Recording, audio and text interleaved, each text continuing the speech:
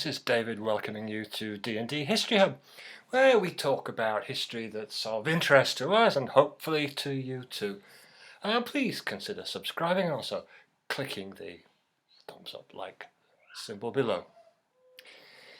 In the 1880s, London was a booming city, home to 3.8 million people and a world-leading hub of commerce and industry. It was the place to be if you wanted to make some money and get on in the world. But there was another side to this city, a dirty, downtrodden underbelly of the broke and the broken, crime and criminals, brutality, exploitation, and a seething mess of poverty and privation. Those of you familiar with Charles Dickens's novels such as Bleak House and Oliver Twist, you'll get the picture. Then, in mid-October 1883, an unassuming, mild-mannered Scottish Congregationalist clergyman, the Reverend Andrew Mearns, dropped a bomb that rocked the city and the nation. It came in the form of a short report entitled "The Bitter Cry of Outcast London," an inquiry into the condition of the abject poor. It was a 20-page, 1-penny pamphlet, and it scandalised and shamed much of London society. For what Mearns had done was to investigate the physical and moral condition of London's slums, particularly overcrowding and its consequences. Mearns revealed a sordid horror story, shocking and appalling bourgeoisie sensibilities with its frank revelations of incest, prostitution, poverty, starvation, the mutilation of children, depravity, drunkenness, and disease. It was all eyewitness material.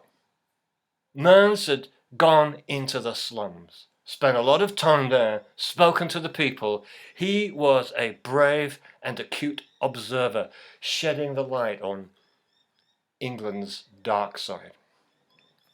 He says this of the slums: seething in the very centre of our great cities is a vast mass of moral corruption, of heartbreaking misery and absolute godlessness.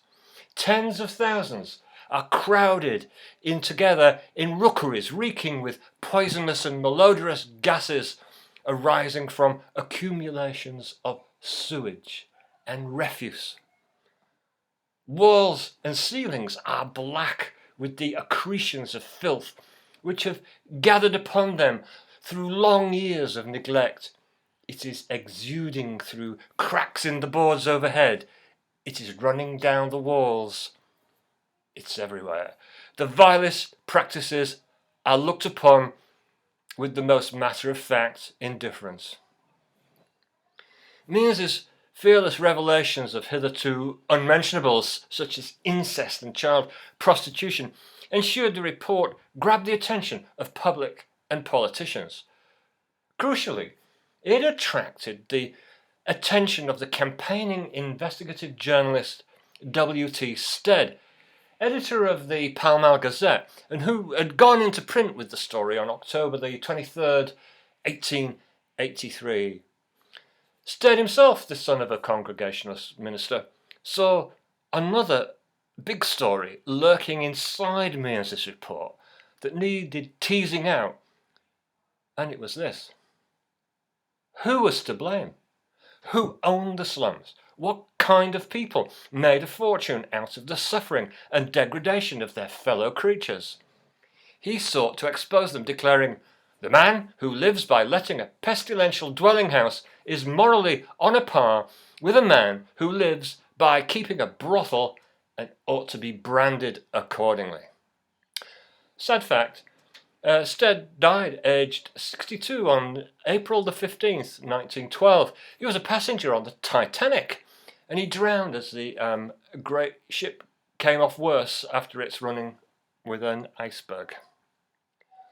Mearns' report and Stead's stories, along with other evidence, led to the establishment in 1884-85 of the Royal Commission on the Housing of the Working Classes, which culminated in the Housing Act of 1885.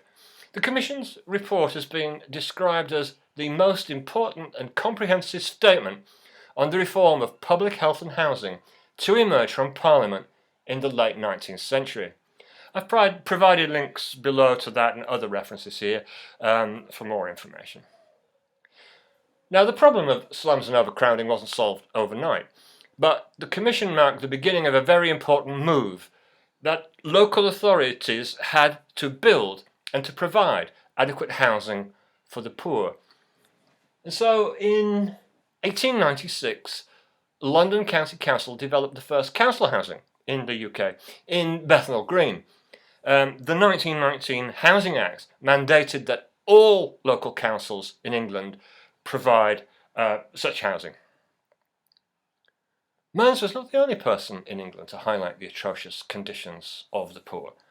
Some 40 years earlier, a 22-year-old Prussian man had decided to investigate the lives of the poor in northern England. Enter Friederich Engels, the son of a wealthy businessman who happened to own a cotton textile mill in Salford near Manchester in Lancashire. He wanted his young lad to get some experience in the family firm, to become a good capitalist. Engels, who would later team up with a certain Karl Marx, desired to find out what life was like for those at the bottom of the rung. What he found appalled him and shocked him, and helped to set him on the path to a politics which would rock the world. Communism, of course. His book, The Condition of the Working Class in England, was first published in German in 1845, but it was not until 1887 that the English language edition came out, 4 years after the Mearns report.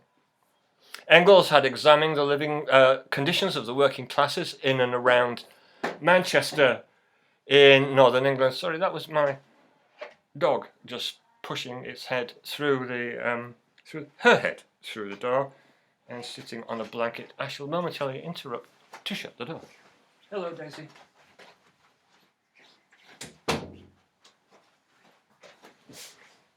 That's Daisy the dog making her entrance. Where was I? Yes, Engels. Engels wrote that every working man was constantly exposed to loss of work and food, that is, to death by starvation, and many perish in this way. He says, the dwellings of the workers are everywhere badly planned, badly built, and kept in the worst condition, badly ventilated, damp, and unwholesome. The conditions were horrendous, said Engels, adding, during my residence in England, at least 20 to 30 persons have died of simple starvation under the most revolting circumstances, and a jury has rarely been found possessed of the courage to speak the plain truth in the matter.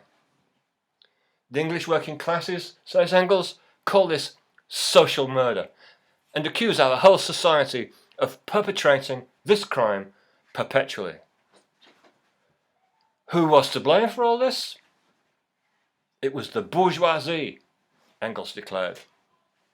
I have never seen a class so incurably debased by selfishness, so corroded within, so incapable of progress as the English bourgeoisie. It knows no bliss save that of rapid gain, no pain save that of losing gold. Whether you agree with his politics or not, it's clear that this experience among the poor working classes radicalised him more and was instrumental in shaping his future outlook. Both Mearns and Engels and many other campaigners besides helped to shape a future in which decent homes became more widely available for poor and working class people. By the outbreak of World War I, 1914, about 24,000 houses had been built in England, and the numbers grew as the years passed. Now, I wonder what would have become of my parents and me if there had been no such act. I grew up on a council estate in the north of England in the 1950s, 60s. So my observations here are entirely personal, impressionistic, and not backed up by any data of any kind. So the first thing is that I didn't know I lived in so-called social housing until one of my school teachers told me, and some of the other lads I was with, that we did. It was, he explained without malice, I think, where people who couldn't afford their own houses lived. Our parents were working class, and some only had lowly paid jobs. Well, he was right about that, I suppose. My dad had served as a soldier in World War II. My grandfather had served as a soldier in World War One. My dad had no education to speak of, no skills, so he worked in factory jobs, menial, low-paid jobs. My mother was a cleaner and poorly paid too, but exceedingly hard-working. Both of them were. In my memory, most of the people on the estate were serious, honest and respectable people. There were one or two bad lads, but not that bad. And they often got dealt with by the people on the estate in a way that brought them round. All my mates' dads and grandfathers served in World War II and World War One. One of my uncles has served on destroyers in the North Atlantic. Another uncle was a combat infantryman who landed at Normandy, Sword Beach on June the 6th in 1944, and he was more or less in the front line until war's end. I had friends on the estate whose fathers had been in variously the Royal Artillery, tank drivers. There's a couple of blokes who'd been prisoners of war. One of them I know was particularly badly affected by that. There were signallers, engineers, the works. Most of the others I knew also worked, but part-time usually, with knocking off time, around 2, 3 o'clock in the afternoon to get home for the kids. There was, it should be noted, plenty of work around in those days. Low-paid work, but work all the same. In factories, shops, the city's, beginning tourism industry, that kind of thing. I think most people took pride in working and in living, fairly simple lives. It was before cheap overseas travel, cheap flights, limitless entertainment. There were a couple of well-attended local pubs. I had my first beer in one of them. And of course, from time to time, some people drank too much and a few fights broke out. But, they all got sorted and taken care of. And on the other side of that, more people actually played dominoes and darts endlessly, more than went out having a scrap. My school maintained fairly high standards and strong discipline, with the main focus on teaching trades and skills for the boys and clerical stuff for the girls, because that's what they did in those days. I don't live in Britain now, so I have no first-hand knowledge of what it's like. I have been back many times since leaving, but I don't live there. However, writing in Spiked Online, the author Ken McLaughlin says that UK council estates have long been stigmatised in recent times. They are, he says, seen as places populated by the so-called underclass and chavs, which is a kind of insult, I think, for, chavs, whatever they are. Places in which unemployment, poverty and associated problems are recast as cultural issues rather than economic or political ones. So you are to blame for your own poverty, basically. I think that's what that's saying. I haven't lived in the UK for many years, as I've said, so I don't know whether he's right or not. However, I can't help but think that a huge transformation of the council house estate took place after the then Prime Minister, Lady Margaret Thatcher, released the Conservative Party's Right to Buy scheme for council tenants in the 1980s. Today, council housing tenants still have the right to buy flats or houses, and have done over the years since then. although I think buying conditions have been substantially tightened. But the stock of homes available to rent has declined. According to a report in the Independent newspaper, the number of council homes in Britain has fallen to a new record low, with fewer properties to rent from local authorities than at any time in almost 50 years. It says that stock of council houses across England, Scotland and Wales has dropped to just 2 million and has now more than halved in the last 20 years, according to statistics. More than 170,000 council homes have been lost since 2010 alone, apparently. Could it really be that life is worse for some people than it was 50 to 60 years ago? Be interested in your views. Thank you.